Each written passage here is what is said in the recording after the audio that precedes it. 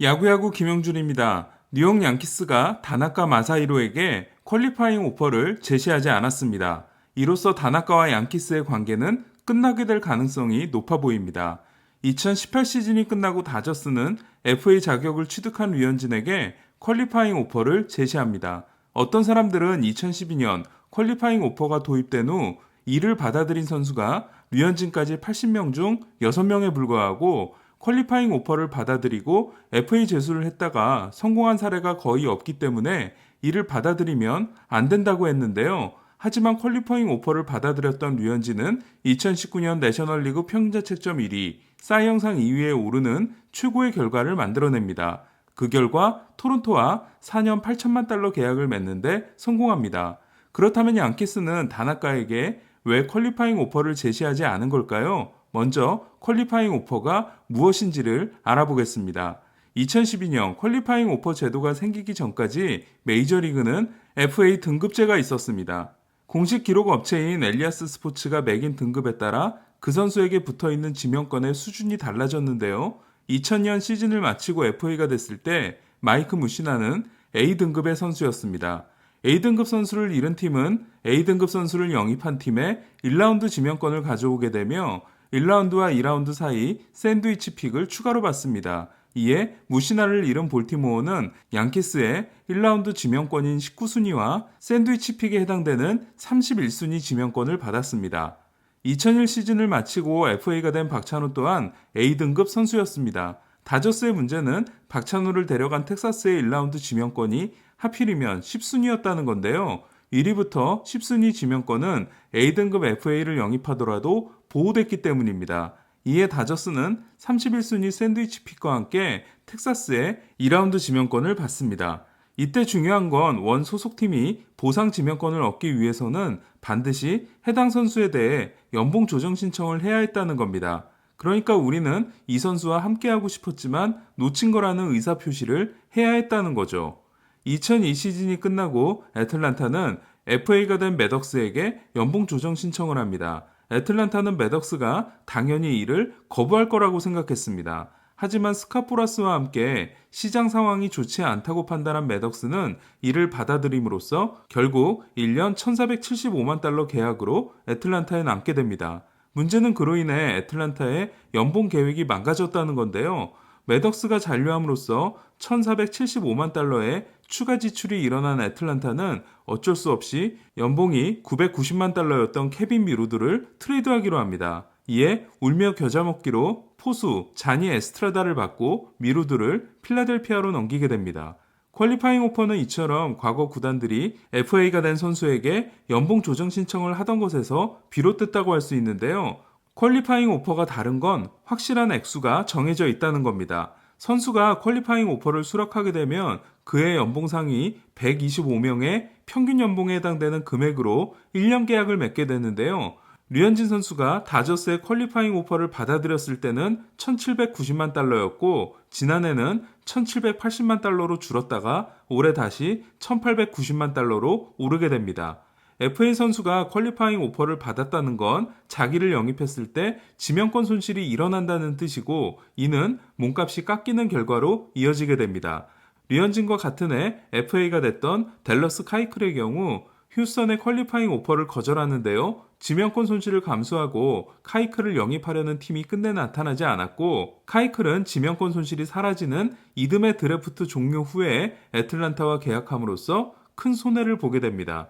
반면 지난 시즌 후 류현진은 한 번밖에 받을 수 없는 퀄리파잉 오퍼를 이미 한 번 받고 FA 시장에 나왔기 때문에 지명권 손실이 일어나지 않는 선수가 됐고 이는 지난 겨울 류현진 선수의 몸값을 높이는 결과로 이어졌습니다. 구단 입장에서도 퀄리파잉 오퍼는 신중하게 결정해야 하는데요. 매덕스 사례처럼 지명권을 얻으려고 제시했다가 선수가 덜컥 받아들였을 때 손익을 판단해야 합니다. 따라서 퀄리파잉 오퍼는 그 선수가 받아들이고 남게 되더라도 팀에게는 도움이 된다고 판단했을 경우에 제시하게 됩니다. 결국 양키스가 다나카에게 퀄리파잉 오퍼를 제시하지 않았다는 이야기는 다나카가 이를 받아들이고 남을 경우 1년 1890만 달러 계약의 가치가 없다고 판단한 겁니다. 실제로 다나카는 경쟁력이 갈수록 떨어지는 모습을 보이고 있는데요. 레퍼런스 승리 기여도를 기준으로 첫 3년간 다나카는 선발 10경기당 승리 기여도가 1.5였습니다. 그러니까 30경기에 등판하면 4.5를 기록하는 활약이었습니다. 하지만 이후 4년간 다나카의 선발 10경기당 승리 기여도는 0.6으로 낮아지게 됩니다. 그러니까 30경기를 기준으로 4.5를 기록하던 선수에서 1.8을 기록하던 선수가 된 겁니다. 다나카의 최대 장점은 포스트 시즌이었습니다. 포스트 시즌에서 워낙 뛰어났기 때문에 정규 시즌에서 아쉬운 점이 있더라도 양키스 입장에서는 꼭 필요한 선수였는데요. 그러나 첫 포스트 시즌 7경기 성적이 5승 2패, 평균자책점 1.32였으며 심지어 그중 4경기에서 휴스턴을 상대했던 다나카는 지난해 ALCS 4차전과 올해 2경기를 포함한 포스트 시즌 최근 3경기에서 2패, 평균자책점 9.69에 그치게 됩니다. 양키스가 다나카에게 퀄리파잉 오퍼를 주지 않은 또 다른 이유는 현재 메이저리그 구단들의 재정 상태가 심각하기 때문입니다. 지난해 메이저리그는 코로나19로 인한 개막 지연이 일어나면서 전체 시즌의 37%에 불과한 60경기 시즌에 그쳤습니다. 더 심각한 건 무관중 경기가 되면서 입장 수입을 전혀 받지 못했다는 건데요. 이에 경기를 하면 할수록 적자가 늘어나는 구조였습니다. 때문에 경기를 많이 하기를 원했던 선수들과 달리 구단주들은 경기 수를 최대한 줄이려고 하면서 넉 달의 개막 지연이 일어났던 겁니다. 그렇다면 무관중 경기는 구단에 어떤 영향을 미칠까요? 뉴욕 양키스를 예로 들어보면 일반 좌석과 프리미엄 좌석 판매, 그리고 구장 상품 판매를 통한 매출이 전체 매출의 63%에 달하고 있습니다. 나머지 37%는 TV 중계권과 스폰서십을 통한 매출입니다. 이것이 올해 메이저리그가 37%의 경기밖에 하지 않은 이유입니다. 그렇다 보니 맨프레드 커미셔너는 올해 메이저리그 30개 구단의 적자가 28억 달러에서 30억 달러, 우리 돈으로 3조 1,640억 원에서 3조 3,900억 원에 달할 거라고 발표한 바 있습니다. 이에 30개 구단의 부채 규모가 무려 83억 달러에 이른다는 이야기도 덧붙였는데요. 연봉을 많이 쓴 팀일수록 마켓 규모가 큰 팀일수록 더 큰 타격을 입었습니다. 더 심각한 문제는 미국에서 코로나 확산세가 꺾이지 않고 있다 보니 내년 시즌에도 과연 유관중 경기를 할 수 있을지가 의심스럽다는 건데요. 이에 메이저리그 구단들은 올겨울 지출을 최소화하려는 움직임을 보이고 있고 이것이 대거 옵션 거부 사태로 이어지고 있습니다. 그리고 퀄리파잉 오퍼를 받은 선수도 트레버 바우어, DJ 르메이유, JT 리얼무토, 조지 스프링어, 마커스 스트로먼, 케빈 가즈먼 6명에 불과합니다. 가즈먼이 받은 게 의외이실 텐데요. 샌프란시스코는 현재 가즈먼과 단연 계약 협상을 진행 중인 것으로 알려져 있습니다.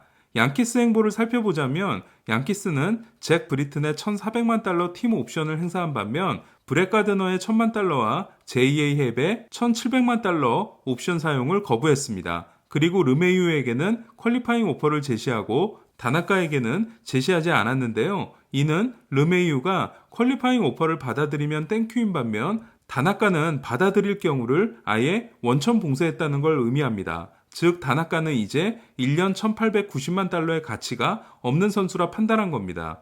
물론 다나카가 퀄리파잉 오퍼보다 적은 연봉으로 양키스와 단연 계약을 맺게 될 가능성도 있습니다.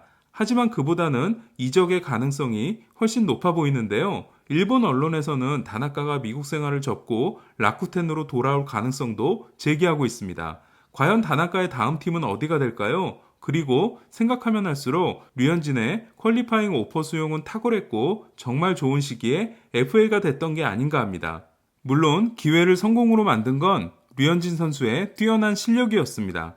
이상 김영준의 야구야구였습니다.